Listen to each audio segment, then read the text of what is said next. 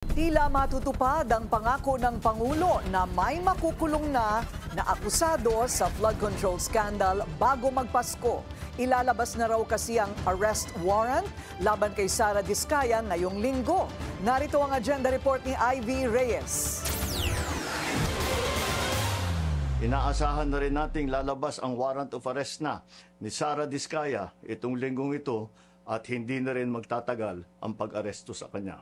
Muling inireport ni Pangulong Bongbong Marcos sa publiko ang pag-usad ng investigasyon ng mga maanomalyang flood control project. Mahigit 4 na buwan simula na pumutok ang flood control scandal, nalalapit na raw ang pag-aresto sa tinaguriang flood control queen na si Sara Diskaya. Ang magkapatid at mga kongresistang sina Eric at Ed Vic Yap naman ang panibagong mga opisyal na pinatawa ng freeze orders ng Court of Appeals.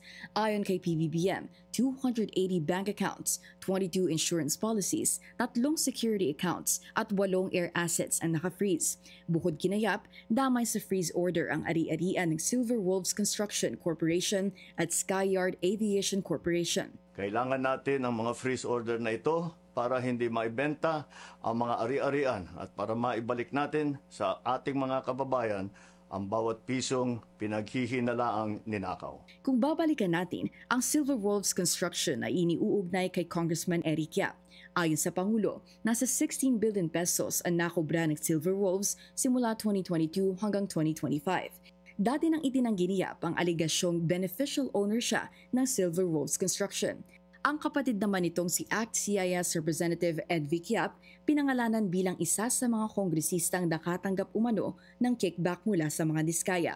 Para sa agenda, Ivy Reyes, Billionaire News Channel. Manatiling nakatutok sa Billionaire News Channel. Sumubaybay sa aming social media accounts at mag-subscribe sa aming YouTube channel para sa mga bago at eksklusibong balita.